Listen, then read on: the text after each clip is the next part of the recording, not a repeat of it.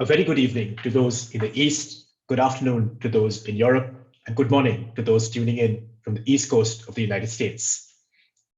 My name is Rudra Chaudhary. I'm the director of Carnegie India. It gives me great pleasure in welcoming you to the first of a series of webinars on and around COVID-19. We at Carnegie India are committed to bring to you top-line analysis based on deep and collaborative research, especially in this time of a complex health emergency. The outbreak and spread of COVID-19 has strengthened the call for rapid deglobalization.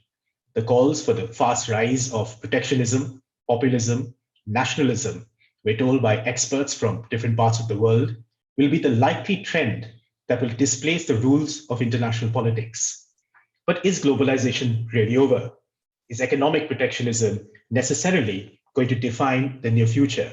How will India's large services industry survive or weather those changing times? Is contact tracing slowly becoming the new norm and proxy for unmitigated surveillance? These are only some of the questions that our scholars and research teams seek to answer. Our work on COVID-19 is organized in a dedicated webpage accessible through our website, carnegieindia.org. Today's webinar is titled India's Response to COVID-19. It is the first of a series of webinars on the effects and consequences of this pandemic. India is currently witnessing a surge in the number of confirmed COVID-19 cases. The Indian Health Ministry has very recently alluded to the limited community transmission of this disease, or stage 3, which they say is underway in India. There is expectantly much debate and speculation around India's preparedness, the ability of the government to provide much needed test kits, ventilators, protective equipment, as also the work by scientists and industry to activate solutions and work on a vaccine.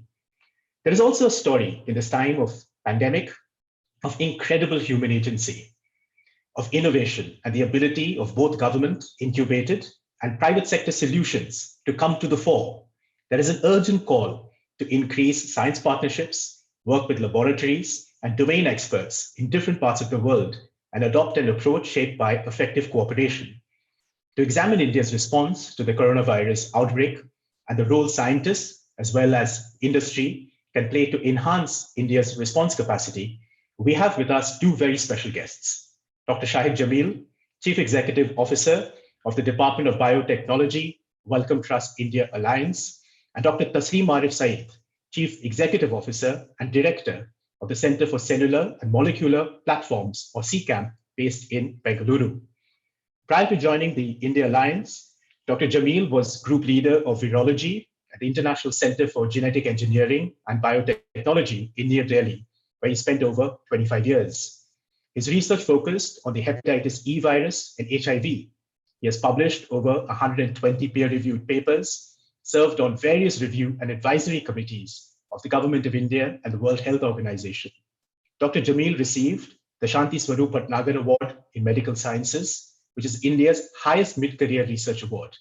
He's a fellow of Indian National Science Academy, the Indian Academy of Sciences, and the National Academy of Sciences, India.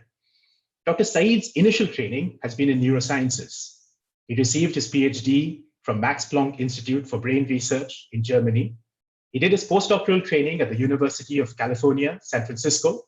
He also underwent training in management for biotech and innovation from UC Santa Cruz, University California, Berkeley, and UC San Francisco. He currently heads the Discovery to Innovation Accelerator Program at CCAM and is actively involved in promoting innovation in life science and healthcare by supporting the translation of discoveries to application, entrepreneurship, and technology development. Before I turn to our special guests, a couple of housekeeping points. We have over 300 people who've registered for this webinar. Between the Zoom call active at the moment, it's also being live streamed on YouTube. So it makes it very difficult for us to take in-voice questions. So if you have a question at any point during this exercise today, could you please turn to the bottom center of your Zoom page? There is an icon there for questions. Please click on the icon, a pop-up will come up. Please add your questions and your name, and I will relay them in the Q&A period of this exercise towards the end of the opening remarks of our two special guests. For those on YouTube, we have a special team that will relay the questions to me, which I will then pass on to our panelists. With that, could I please turn to Dr. Jamil for his opening remarks? Well, thank you very much, Rudra. Can you hear me clearly? We can hear you fine, Shahid. Thank you. Thank you. We are going through some unprecedented times. I mean, this is not something of the news to all of you who are here. Just to give you some numbers as of today, there are over 874,000 confirmed cases of COVID-19 in the world. There are slightly more than 43,000 deaths.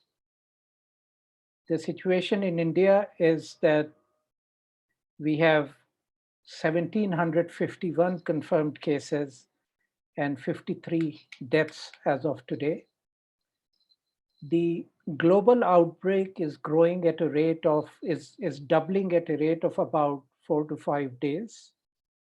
The one in US is doubling at the rate of about 2 days. In India, we have just gone from 800 to 1,600 cases in 4 days. In India also, we are doubling at the rate of about 4 to 5 days. So that is the situation right now. We are in a lockdown. We will discuss that. There are also a lot of myths that are floating around, and we hope to discuss some of that. We also hope to discuss the options for therapy as well as vaccines. This is an unprecedented time in terms of how technology has helped us get to a vaccine very, very quickly. So we hope we'll have some time to discuss that as well. I will turn this over to you, Rudra. Shahid, thank you very much. But before I turn it to Tasneem, perhaps if I could just ask you for, if you want to take about 10 minutes or so and just expand on some of the myths that you talk about. On every TV corner today, on literally every channel across the world, there are scientists, medical professionals who are expounding their own theses when it comes to COVID-19. Some argue that there are certain types of medicines that can work. Some argue that there are certain different types of strains of this virus that are available in India, which is different to the one in China. Could I just ask you to spend about 10 minutes for our audience today talking about what you think are the 2-3 big myths and why, from a scientific perspective and even from a public administration perspective, it's essential to bust them? Right. So I think from a treatment point of view, the first thing that's been floating around a lot is that chloroquine is a preventive. Now, chloroquine is not approved as a preventive. Chloroquine was shown in a trial, in a small trial in France, that it improves a person from going virus positive to virus negative in 6 days compared to the normal of 12 days. It's a treatment. It's an experimental treatment. It's been approved by US FDA, as well as the government of India, as an experimental treatment to be tried in larger clinical trials. This does not mean that people can go around popping chloroquine as a preventive. You can do a lot of damage to yourself if you just take that as a preventive. So that, I thought, in public interest would be the first myth that I would like to bust. The second is that in India, we have a weaker strain of the virus. The one that was floating around in China, the one that is in US, the one that is in Italy are the strong strains of the virus, more virulent viruses, whereas the one we have in India is a weak strain of the virus. That is absolute nonsense. There is no data to support that. There are more than 2,500 sequences, viral sequences in the database as of now, maybe more, maybe close to 3,000 by now. Yet there are only 2 sequences that are in the database that come from Indian patients. And these are also the two Indian patients who acquired the virus in Wuhan. These are the first two patients. So suddenly, how does this become an Indian strain if the virus was acquired in Wuhan? Think about it. There is no third sequence available. So it is not an Indian strain. We have no knowledge of what the Indian strain is, how the virus has evolved in India, simply because we have no data. We now have over 1,700 cases, yet we have only two virus sequences in the database. So not enough information to say this. The third myth that is going around is that since Indians have a lot of malaria infections, since Indians have been vaccinated with BCG, which is a tuberculosis vaccine that we get in childhood, we are protected. There is no evidence to suggest that if you have had malaria, you will be protected, that if you have had a BCG vaccine, you would have been protected. I'm saying all this because the public doesn't understand this and lets its guard down. Please don't go out with these myths. You cannot let your guard down. Do what you are being told to do. That's the only way at this time to prevent the infection. Okay. Sahil, if I could just take you to maybe a separate bucket of questions, which is around India's actual response to COVID-19. There's been a fair bit of criticism about our what many experts would call our quote unquote abysmally low numbers of testing in itself. I mean, it's a bit like comparing apples and oranges, but if we compare India to South Korea, for instance, we're worlds apart. And those low testing numbers, I assume, tell us only a very partial part of the pandemic story within India. So I was wondering if you could just talk a little while about the government's general approach to COVID-19 and what is, according to you, the scientific rationale for the 21-day lockdown. Right. So India's testing. Well, the good thing is that India started screening and then testing fairly early. Uh, a lot of us have been saying for a while that we're not testing enough. We do realize that there are limitations to testing. Testing doesn't just involve having enough number of test kits available. Testing also includes having the right lab infrastructure to test, having the right kind of trained people to take samples, to extract RNA, all of that. We have slowly built up that infrastructure as we have gone along. So today I saw something from the health minister, and he is saying that we now have capacity to run 13,000 tests per day. And there are over 100 labs that are involved now in testing. So we have built the infrastructure. We have begun to test more. So India's low numbers, we believe, is not because there are less number of infections in India, but because we have been testing less. Uh, why is testing important? Testing is important because unless you know the numbers, unless you can measure it, it is very difficult to control it. Consider the lockdown, for example. Unless we know how many infections are there, where are those infections mainly located, you cannot take evidence-based informed decisions on lockdowns.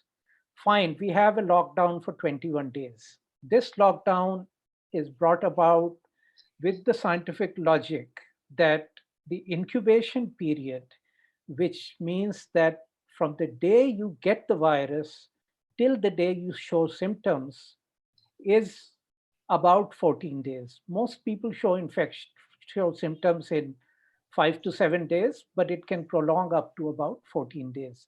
So 21-day lockdown, the logic is you get that 14-day incubation period plus another 7 days, because everyone is not expected to be infected on day zero of your lockdown.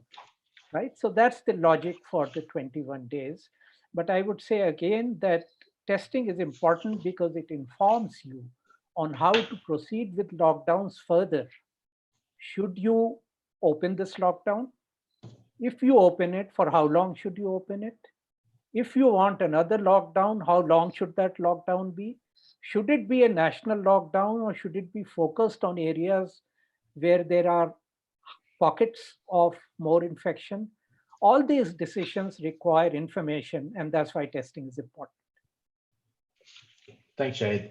We have a question from Tokyo from Hiro Akita, and he asks is, I mean, his question is more political, and he asks is, are authoritarian states better at dealing with the pandemic than democratic ones like India?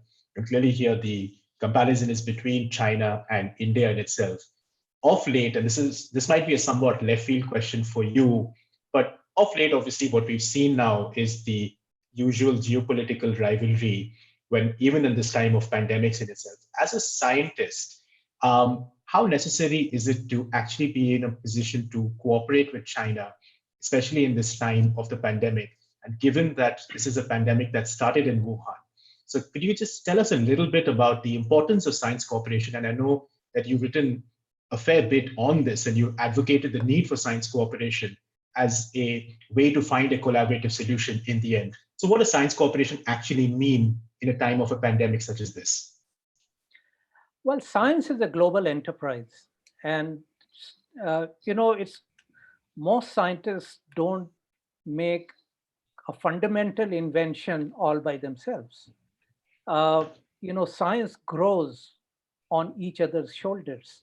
We grow incrementally, and that's why it's important for people everywhere to chip in and contribute all the time, especially in times of a pandemic like this, where access to information becomes very important. So, just to give you an example, if today 2,500 sequences or 3,000 sequences from the world are available in the database, people are looking at it in real time and showing how the virus is evolving as it has spread out from China into different locations. If India had enough sequences in the database, we would also be aware of how the virus is changing. Uh, so, it's really important to have information available openly. Uh, any solution that is found for the virus, whether it's a drug or it's a vaccine, has universal applicability. So therefore, it's very, very important for people to cooperate and collaborate. Uh, China, when when they had lots of cases, tried a number of therapies. France tried this chloroquine, which is in the news now. So today, India, as well as US FDA, has approved chloroquine as an experimental therapy. But the results actually first came from France. So this really shows you the power of global collaboration, global cooperation. And science is really a global enterprise. The virus doesn't respect national boundaries. The virus doesn't need visa to go from one country to the other. And therefore, science must be above all this. So just there, and I don't mean to put you on the spot here, but if I could just ask you is, so how are we doing from your perspective in terms of the Indian government when it comes to cooperation? Are there anything specific that you would like to see more of? Is there any more effective way in which we could be collaborating with the world when it comes to exactly the questions that you've just covered? Well, I would first like to see people who have access to patients, people who have access to samples, to share with other scientists, even within the country. Even that is not happening. There are steps for being taken for that to happen, but it's happening slow. Imagine if uh, there are, I know at least maybe 25, 30 labs in the country that have the right kind of expertise as well as containment facilities to grow this virus. So if the virus was in culture in 30 different places, People could be testing all kinds of drugs that are available on this.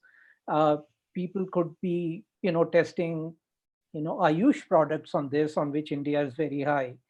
Uh, and maybe we would have hit something. But right now, nobody has access to a culture system outside the, National Institute of Virology. So I think we need to be a little broad based in our cooperation, because in the end, it's not about, you know, glory here or there. It's all about cooperation, and it's all about uh, finding solutions. So on the question of cooperation, Shahid, could I just, as a point of comparison for our audience, many of whom will not be science audiences, they will be people from different walks of life. Could you just give us a sense of how this degree of intra-state cooperation happens, say in the United Kingdom or in the United States? What is it that's happening there that we ought to be doing? And what is the ways in which they're cooperating when it comes to a collaborative solution? My experience of working in the US has been that collaboration is very easy, very open. You pick up the phone and talk to somebody who has a system in their lab, and people share things fairly openly. And we really need to develop that sort of culture here. It's happening, as a lot of young people, a lot of very good, uh, very competent young people are coming into the country. Therefore, forming their own networks of cooperation. It's happening, but there could be much more of it. Okay, Shai, thank you. And before we move to Tasleem, we've got two questions which I think are important. These could be seen as mythbusters as well. We've got a question from Palab Mitra who says, is there any evidence that painkillers like ibuprofen have any effect on the virus? We've also got a question from Dipanita Kaushik who says, is that when do you expect a second wave to come about? And this is something we've been hearing quite a bit of, is that the lull, if there is to be a lull in the next couple of weeks, we should not get complacent. There's a second wave coming. Could you just explain what the second wave means? Okay, so let's address the ibuprofen first. Ibuprofen is known to be an anti-inflammatory, and inflammation is the body's first response to infections. So, and most of the infection is controlled initially through inflammation. But if you're taking a drug that suppresses inflammation, you will suppress your ability to fight the infection. Okay, so that's why doctors are recommending that you don't take ibuprofen. Instead, if you want to lower fever, you should take only paracetamol. Second wave, it's very hard to predict, simply because, I've seen a lot of models, and all models are only as good as the assumptions that are made to generate those models. What no model takes into consideration and cannot take into consideration is the variable response of a human being. Human beings are very, very unpredictable. And if the virus spreads through human behavior, it becomes very difficult to model. So having said that, I think for India, a lot of people are expecting that there will be a second wave sometime in November, December, when we have a regular flu season. The outbreak in India is expected to go down as we get into June, July. Uh, but the virus is unlikely to disappear. It will still circulate, maybe at lower numbers in people. And then when the flu season hits us, it may spike again. But again, these are all, conjectures. We won't know unless that has happened. But it's good to know this and to be prepared for it. Thank you, Shahid. Taslim Arif, if I could just invite you now, firstly for your opening remarks, and then I've got a set of questions for you. Taslim. Yeah, thanks, Rudro. And I think great to be here. I completely echo the broad, the aspect of the completely challenging times that we are in, uh, where we are suddenly now looking at the the challenges which is brought forward by this new virus that hasn't been seen by scientists, as well as a the disease indication by us, but how that changes complete way that we have to respond to new emergence of such uh, the uh, biological challenges that we have. To add to Dr. Shahid's comment, I think I would say that partly we saw that coming from China in late December, and starting then it spread across. Somewhere, I would say that we got a chance to see the emergence of it from far, and I would say that uh, if you follow the spread of it, the trend in terms of the international spread, you could see that it has now possibly had gone to Europe, and now people are saying that the epicenter is now the US, if I'm not wrong, the way it is moving. India got a chance to look at it in terms of how it has spread, what are the broad challenges that it has on the ground, and what people have attempted. Like I think Dr. Shahid mentioned the issues regarding the therapy, issues regarding the treatment, the prevention, and so on. So I would say that we did get some time to be prepared, and I would say that the lockdown that I think got discussed before, it is a call in the right direction, an action in the right direction, because I think it would allow us to, you know, get some more preparation on hand, starting from the testing aspects, being prepared for what we are hearing, the kits, diagnostic kits, preparing for the treatment aspects from the ventilator perspective, looking at other ways to stop the spread, and also prepare ourselves to respond to this time. And I would say that we are getting there. I think Dr. Shahid just mentioned, as you heard, we are nearly getting there in terms of doubling our numbers in 4 to 5 days. I hope it stays 4 to 5 days or even get longer, because if our testing gets more, as the availability of testing kits has been heard as a concern on the ground, if that more and more testing comes, we may have larger numbers coming in front. One of the private testing lab head in the Bangalore, who was one of the first uh, testing center in private sector allowed by ICMR, indicated that we may see a storm in coming 2 weeks because of the availability of larger samples and testing that may happen. So we are getting into a critical zone, and our preparations with the lockdown, social distancing, and others are actually step into right direction to address and minimize the larger impact of the spread of infection.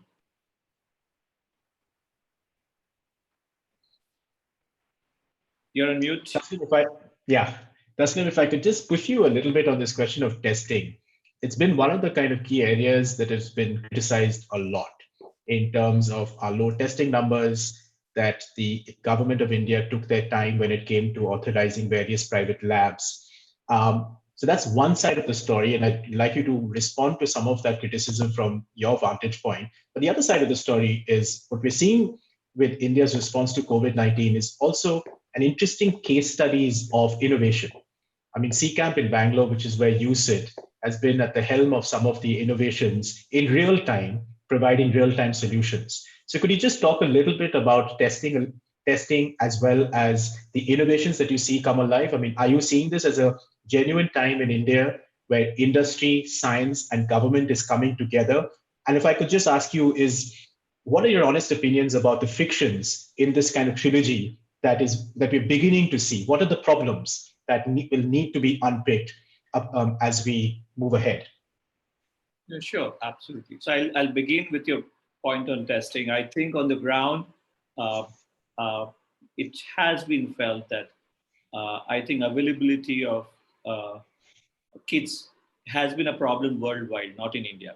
I think people have spoken about it worldwide, and that has been a challenge that people have run out of the diagnostic kits. And what it tells you immediately is that you're unable to, have the numbers tested whether who is positive and not. Uh, so that has been a challenge, and India is no different there. And that has been one thing. And think of it, uh, till last week, we haven't had, of course, this being a new virus, we haven't had our own internal or Indian diagnostic kits. So largely, we were relying on a couple of international companies, big companies, who were actually providing us the same. And while the world was running out of it, of course, we would not have the excess of it. Then the logistic issue of shipping them in here, there were larger challenges. We have only, as of today, as at least as much as I know for now, as of today, we have only one Indian kit that has been approved. I think one or two. The challenge is that they also do not have a high level manufacturing capability. So they may not be able to serve all. But the good news is that the last 8 to 10 years of pushing from the India government to build the capability to build our own innovations has given us a good bench strength, if I may use the word for now. This bench strength is constantly challenging the global leaders who were always the only ones who would supply any solution for any healthcare need. But now these guys are coming up and kind of at least trying to get in the same game. So we have now, if I'm not wrong, 8 to 10 diagnostic kits waiting to get approval from the government agency to be either tested at NIV Pune or any other centers. That means they have last 1 month or two, they have developed a kit and now they're getting an approval being tested at that center and do that. This is a very important thing, Rudro, if I may say so, because I think these are the times where our indigenously built innovations will actually respond to the challenges that we have on the ground. The international kits cost on the ground 4,500 rupees. If you then start multiplying, it will go bonkers in terms of what it would cost. Come back and the current numbers in Indians' first kit that came around is around 1,000 rupees. That is 4 times less already. That's a quarter of a price. And if a couple of others come in, at least the numbers that I have spoken to them directly may come down even further. But I should not put the numbers of table for now because let them say it out.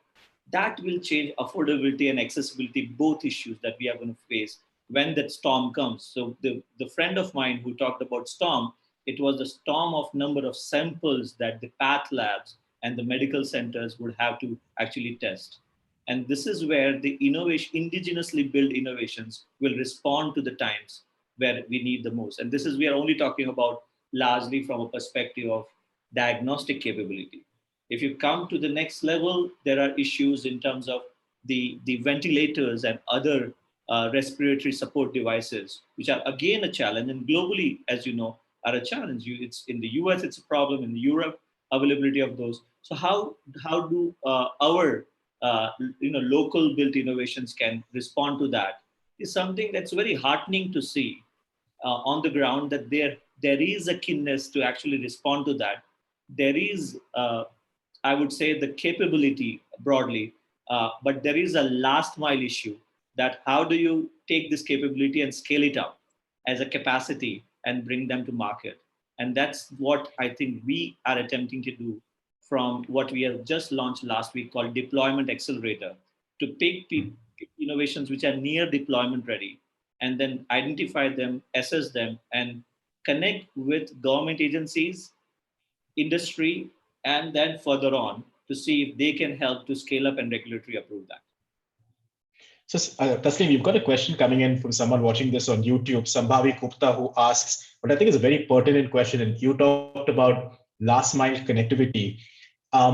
What are the regulatory issues that the government of India needs to solve with urgency and immediately to make sure that the 6 or 7 key innovations that you're talking about, which is heartening in terms of cost, scale for a country like India, but how do we get them from knowledge in the lab out on the streets and in the field?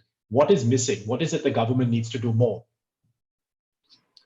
I think they are doing, both agencies at the government regulatory bodies as well as the medical council body, they are acting very, very fast and responding to all queries that we have.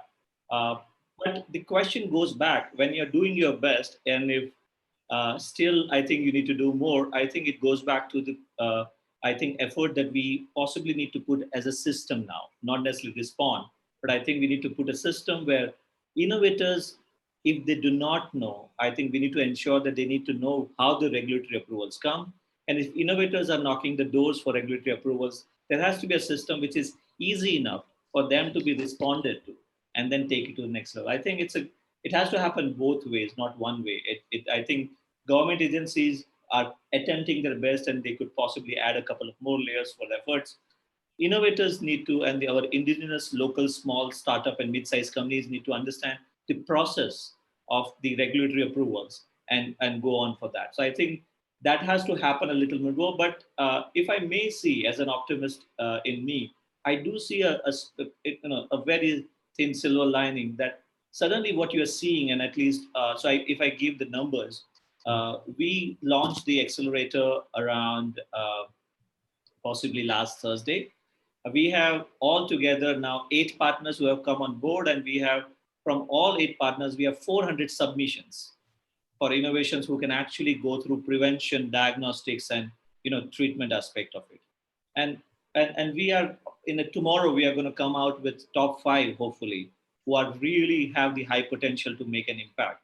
But what it says, what it conveys is that there is a kind of a drive that is on the ground to actually respond to this challenge that is in front of us. And that's a silver lining for me, because once we pass this through, I'm sure we'll have to come through this. There is a larger wave which will take it to us to the next level of building innovations from India, for India and beyond. And I think that's a small, very thin silver lining that I see in current times. So Taslim, that's interesting. In general works on history, there is a lot of good work on how in times of crises, countries innovate. There's a whole stream of work that came out in science where it came to the Second World War, for instance, on how innovation took place in a very pressure cooker kind of situation. But one is we've got innovation, but the other side of the story seems to be on our surveillance systems when it comes to contact tracing. I was just wondering could you talk a little bit about, and this is a question from Anirudh Berman, who's actually at Carnegie, and there's another question by Jeremy, and if I put them together, how good are our surveillance systems? How is contact tracing actually happening? And I ask this question because in the last couple of days in the news, there's been some amount of disturbing news about superclusters, about how clusters spread, for instance. So how prepared are we as the state when it comes to mass contact tracing with huge numbers, almost unprecedented but it is unprecedented for any other democracy?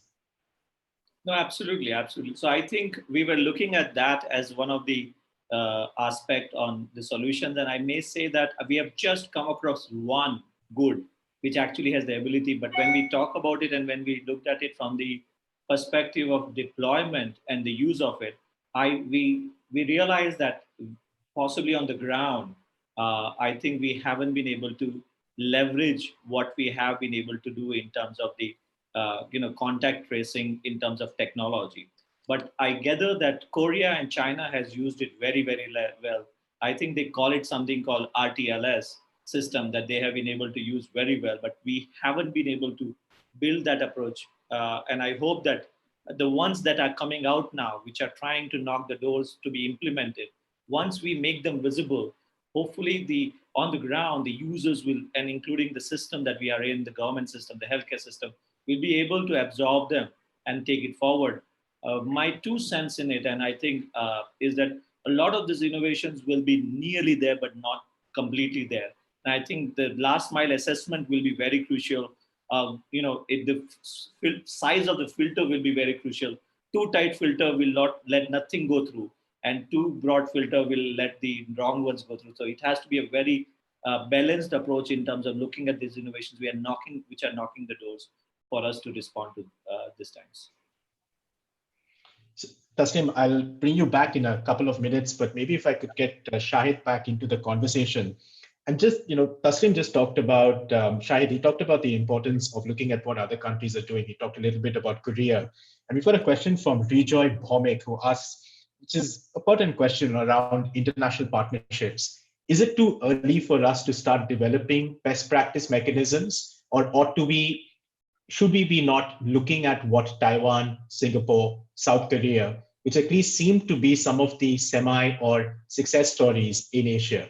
Is there some of that dialogue and conversation happening in this time, or are we really all hypnotized by internal borders in times of emergency such as this?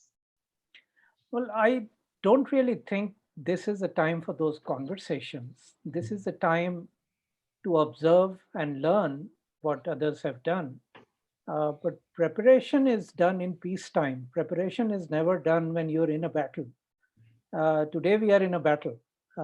And I do hope that once this battle is over, and it will be over, that we would have learned some lessons and that we will prepare for future battles. They are coming. We just don't know when. So it's best that we learn from these experiences. We form critical partnerships. We solve our last mile connectivity, as Taslim was talking about, and be prepared for the next one. Just on the question of cooperation, we've got a question from Ambassador Ashok Kanta, who was India's former ambassador to China, a hugely regarded diplomat in India and one of our authoritative voices on China and a lot else. Here's an interest, which is what are the major takeaways from us when we look at the strategy that China adopted in containing the virus? Because on the face of it, and despite the potential fudge in numbers, China has been quite successful. So is it anything that we can take away? What are the major kind of conclusions that we can draw? I mean, looking at what has happened in India in the past few days, I would say discipline is something that we can really learn.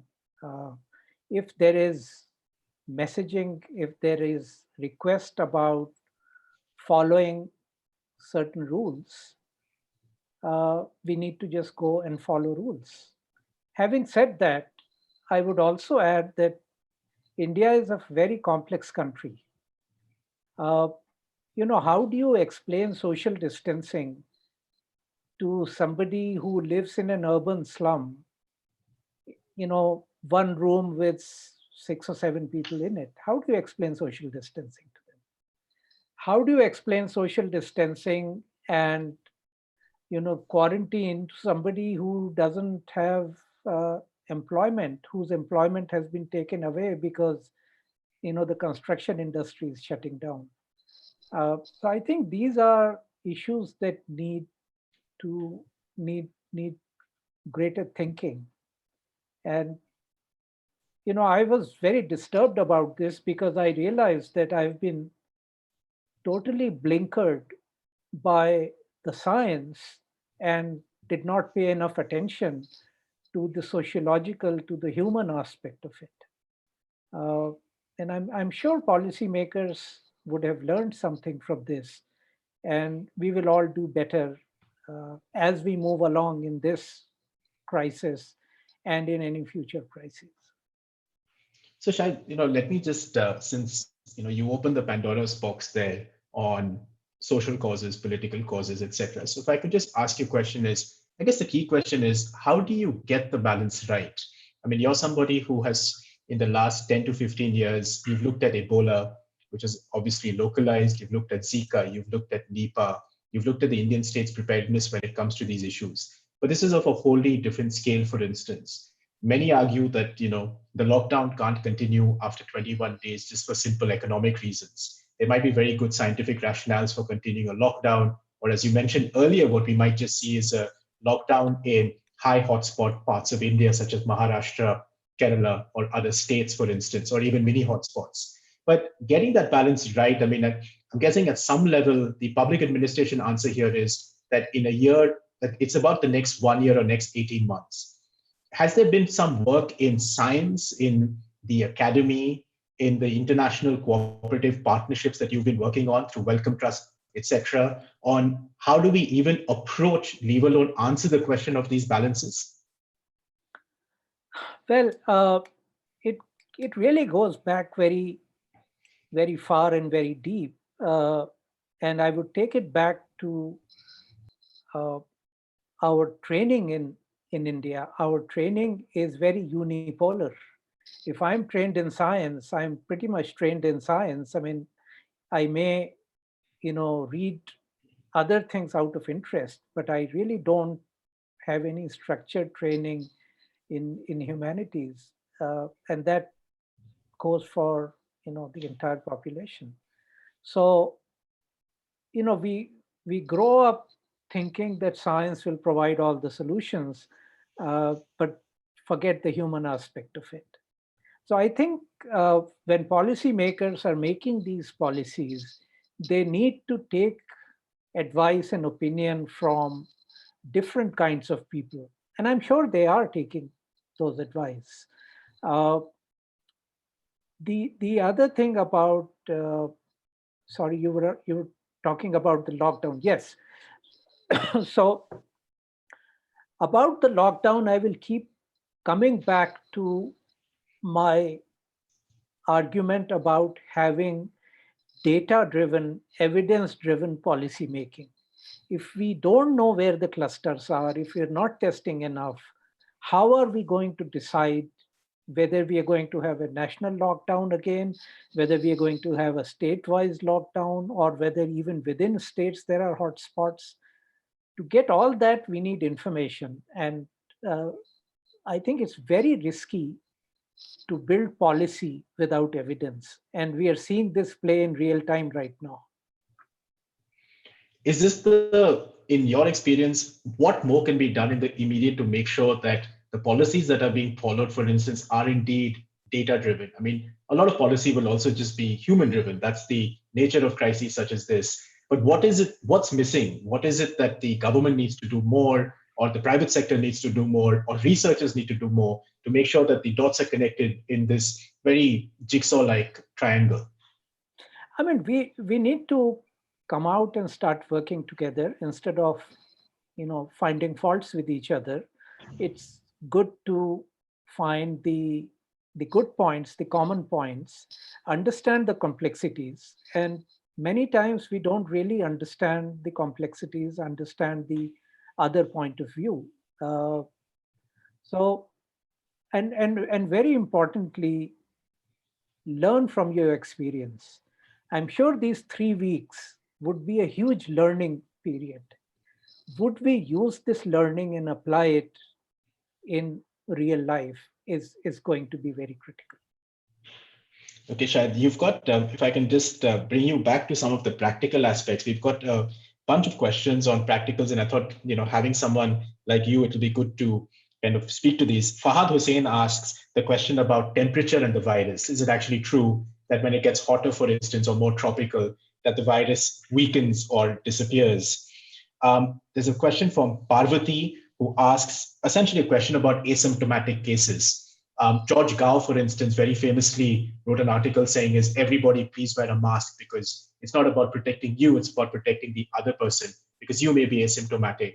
So if you can just tell us a little bit about how do you deal with asymptomatic cases, and the second, on the more practical side, on temperature and the virus. All right. So the WHO advisory on masks has been changing.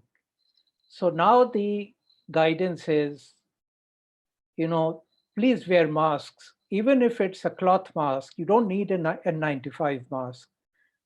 Use a mask, because it's not that you are going to acquire the virus, but you you consider yourself as infected and you're protecting others.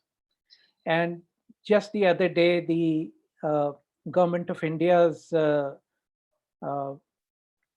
principal scientific advisor to the PM, his office has come out with an advisory on masks. They've actually come out also with a very nice document on step by step how you make your own mask. And I think this is something that should go to every person in this country. Uh, I mean, certainly I have talked to my wife about it. She got her sewing machine out today, and she'll be making masks. Uh, and if all of us can do that, and if all of us can give a few masks to people around us who don't have the the means to make one, we can all contribute in our own way. So yes, masks are becoming important now. Uh, Please wear a mask if you go out, not because you're going to get the virus from the air, but you need to show that you are protecting others uh, from the infection. You may be asymptomatic, you never know. People don't have to have symptoms before they transmit. It takes anywhere from 5 days to 14 days from acquisition of virus to becoming symptomatic. During that period, you may be transmitting. So wearing masks is a good idea. Even a cloth mask is good. Uh, Wear it. The second question is about temperature. This whole temperature business has been floated around by some climate scientists that initially it came out as a correlation that Wuhan weather conditions, New York weather conditions, Milan weather conditions had a certain temperature and a certain humidity when the virus really went haywire there. Uh, but we are forgetting that the virus thrives in people. If there is human to human transmission, temperature plays a very small effect. The virus is going from me to you.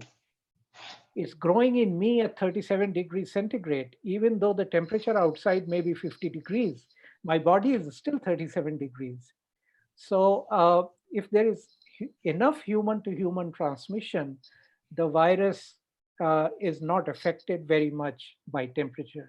So there is no experimental evidence yet that high temperatures will prevent people from getting infected. So it's best to be safe and not wait for the hot weather to come. In honestly, in my lifetime, I haven't seen 20 plus days after Holi and still the temperature hasn't crossed 30 degrees. So even the temperature is playing mischief with us. Don't be under this illusion, please. Thanks, Use other Shahid. means. Before I bring Tasneem in, and we're slowly moving towards the conclusion of this episode, but if I could ask you a question, we have a question from Ambassador Suresh Goyal about the economic cost of this crisis and pandemics. If I could just reframe that a little bit, um, there is some argument out there.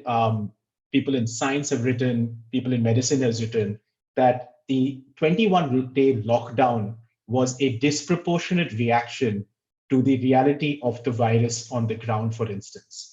Now, in the sense, I was just wondering, one of the main motivations of that question is the huge economic loss that people are seeing, the effects on migrant labor, for instance, the inability, the public administration problems. But the question is essentially one of, was the lockdown worth it, given our size and given our need for the economy? And I was just wondering if you had a response to that. Well, hindsight is always 2020. The thing is, if this lockdown hadn't happened, and if the cases went out of control, then what? So, there is.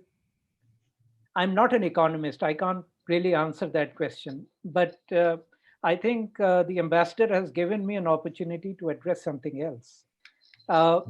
It is estimated by the World Bank and by the UN Trade Agency that the economic losses from this pandemic are likely to touch about $1 trillion.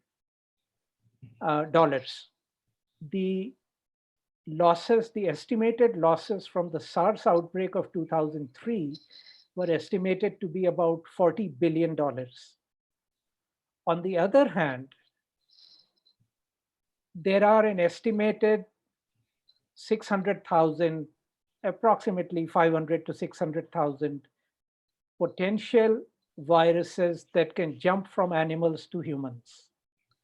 The total cost of knowing what these viruses are, their sequences, is estimated to be somewhere between 1.6 to $2 billion. That's even 1/20th the cost of what SARS cost us in 2003.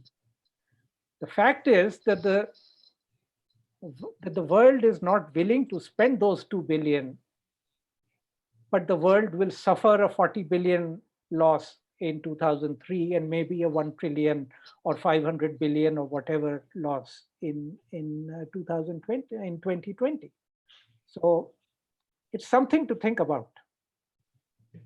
And I'm And sure I these thank are the exactly. ambassador for giving me this opportunity.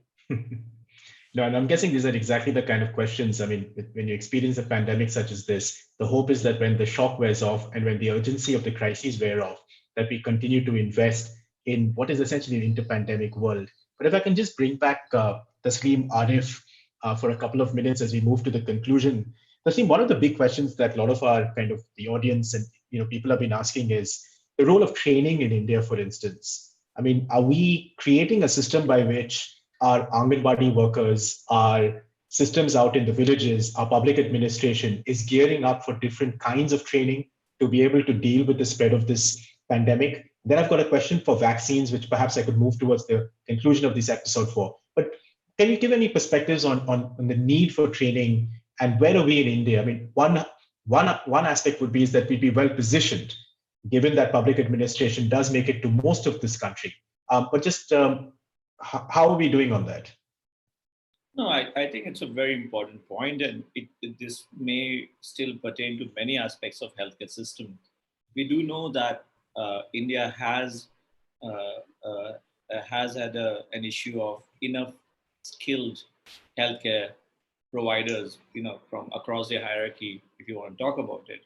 While a lot is being actually served by the last mile workers, the Anganwadi workers, the ASHA workers, and the other workers who are there, I think what is important that has to happen is that the empower them and actually equip them with cutting edge tools, which would allow them to sync in their connectivity with the mainstream healthcare capabilities.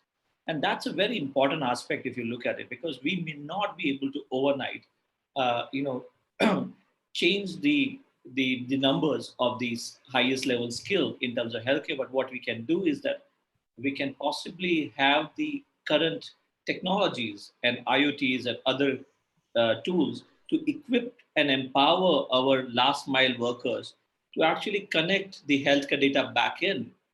If I may just give you a quick idea, while we are right now talking about the testing of the patients, I think 2 months or 3 months down the line, when possibly the curve will be plateauing and going down, suddenly you will have to see that how you are actually more or less screening everyone coming from here and going from here there.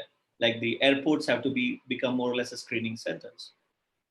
The urban areas, the rural areas, all have to actually do a screening, which would be nothing but a point of care testing. And that would require, that will not be done in medical colleges, that will not be done in the path labs. It will be done at point of care. And that's where you need this current technologies to be enabling the last mile workers to do that.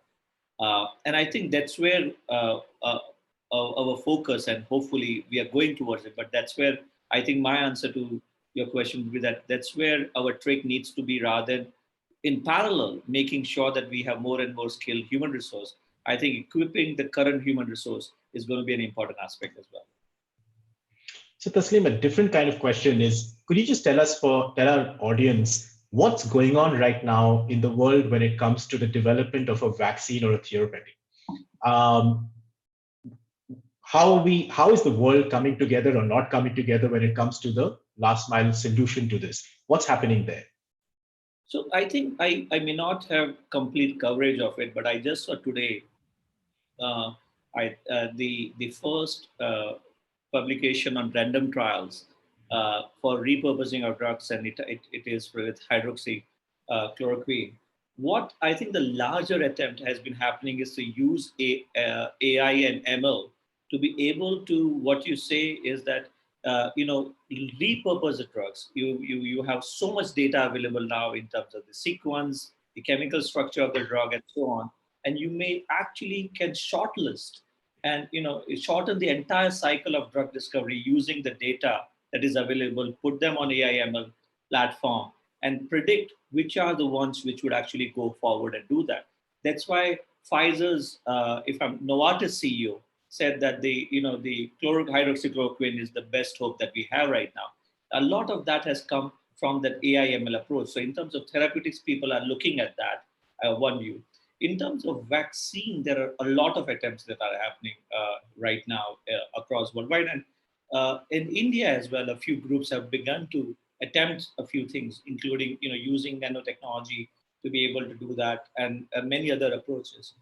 I think if I were to look at therapeutics to vaccine, we may have a shorter turnaround time for therapeutics because of the repurposing and other ability and the shorter the approvals. We may see that coming out first compared to the vaccine that is going to take time and then proven in the background, the control background and so on. But a lot of effort is going on in terms of repurposing of drugs, and hopefully there will be better trials conducted, which will give us the indication. And as Dr. Shahid said, even the ones that have been approved in few places for experimental therapy, though if those results are assessed properly, that could fast track into treatment therapy if it does well broadly. So Shahid, if I can just bring you in on this, I mean, you work on vaccines a lot. I mean, this is really your area. If I could just ask you the same question, is enough happening in terms of collaboration when it comes to a solution? And the second question is, even when either a therapeutic or a vaccine is discovered, what is the timeline that we're looking at from the lab to the street? And how well placed is India in that process, given from what I understand is otherwise we manufacture a large amount of vaccines for WHO and for the rest of the world?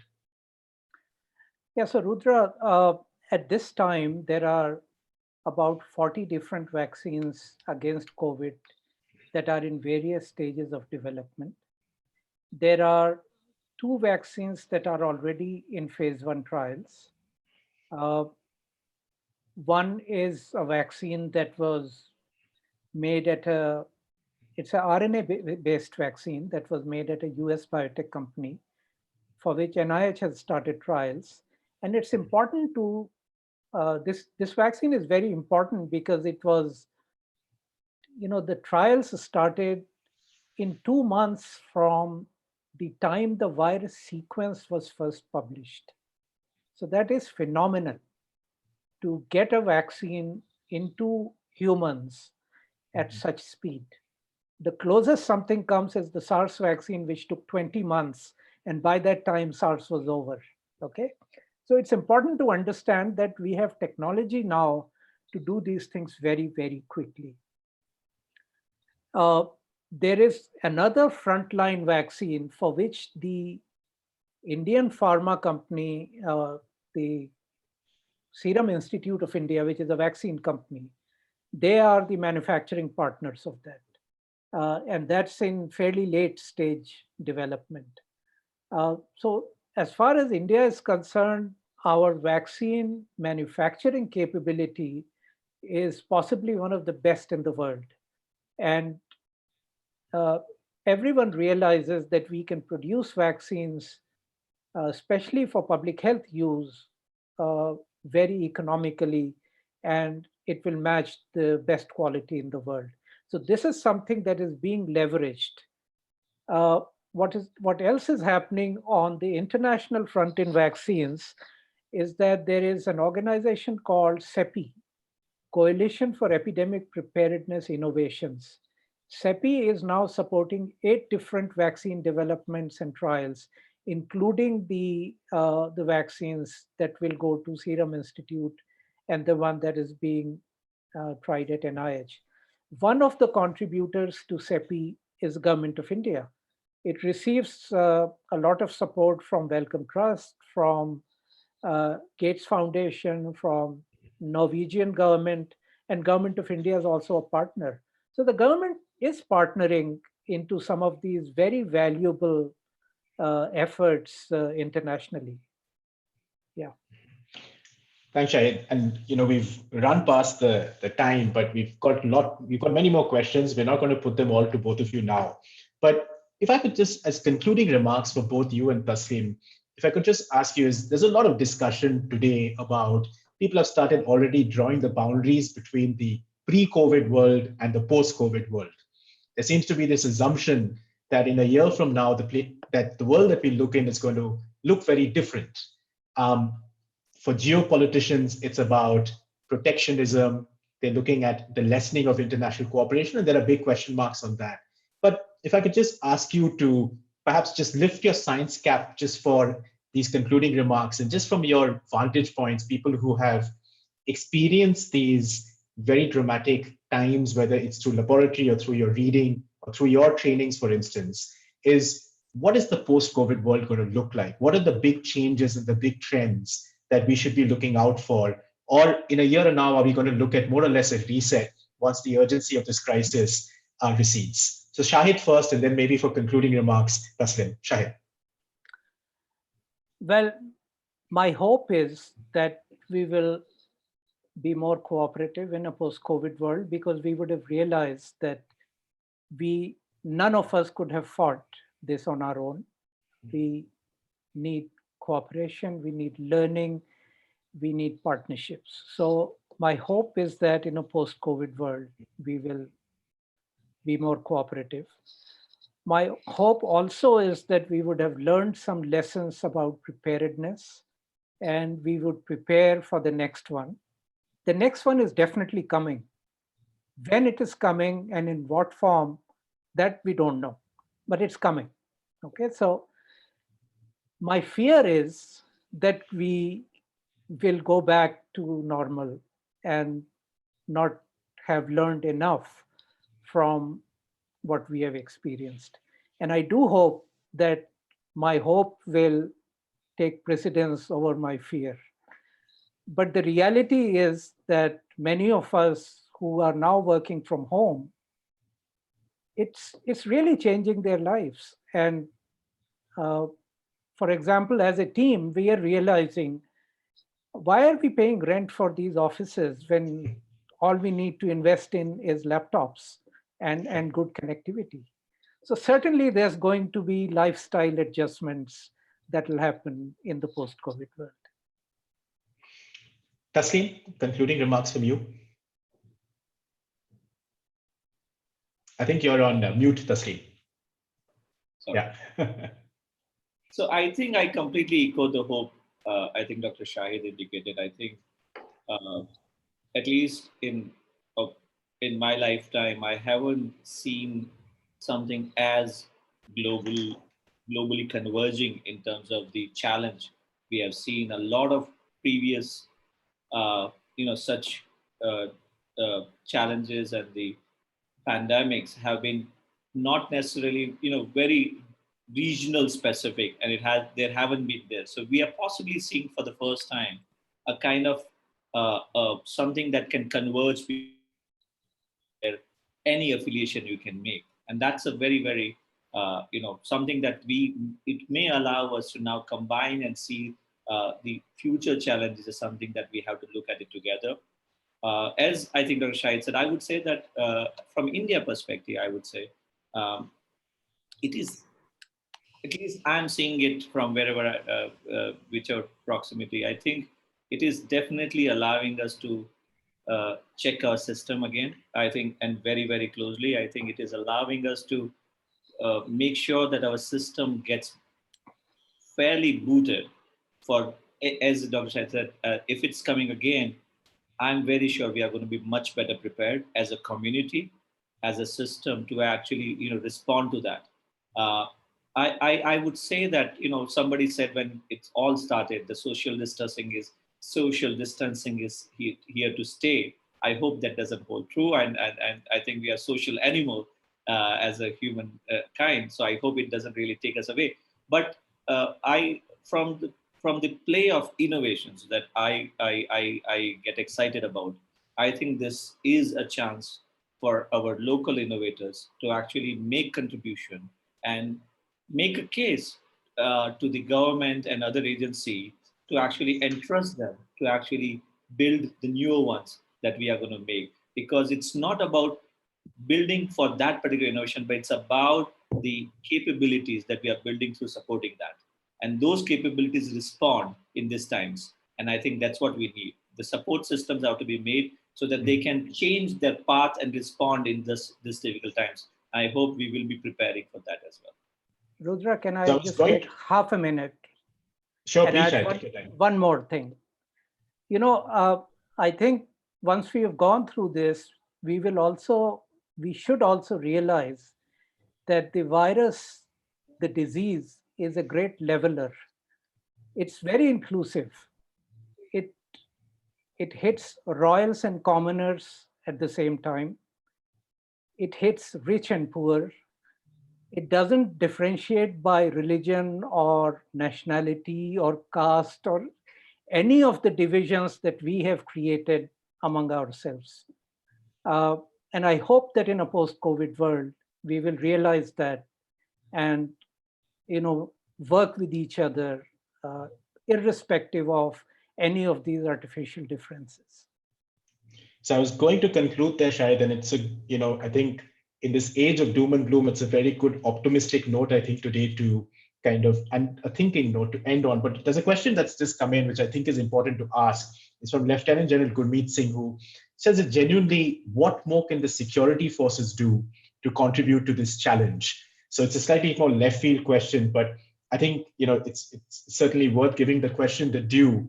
Is with the security services have obviously been, the paramilitaries have been critical to setting up hospitals in terms of infrastructure. The Indian Railways is an incredible story there about hospitals being set up in railway stations. But Shahid, if I could just ask you from your perspective, and having seen epidemics such as this not such as this, but epidemics in the past, what is the role of the Indian security services? What more can they do in this time? Let me say, sir, that we truly appreciate that everything that the armed forces and the security services do for us. You're already doing so much for us. You have, in this case, you have set up hospitals, I know, I've heard the army chief say that the army can be deployed at 6 days notice, or it's rather 6 hours notice to take care of any calamity. So I think just the confidence that you are behind us, that confidence which you give us is enough for us. God bless you. I think that's a very good note to conclude with. Shahid Jamil, Taslim Arif Saeed, our audiences from different parts of the world, and I've calculated at least 5 or 6 different countries where people have tuned in. Thank you very much. There will be more from Carnegie India on this special set of webinar series coming to you in the next couple of weeks. Please do be in touch with us. If you want more on COVID-19, you can log on to both Carnegie India website, where there's a dedicated page on our analysis on around effects and consequences of COVID-19. The Carnegie Endowment for International Peace in Washington also has a dedicated page of articles and analysis from different parts of the world that you might find interesting. But thank you very much, Shahid Jamil, Taslim Arif Saeed. Thank you very much. Thank you. Thank you, Rudra. Thanks.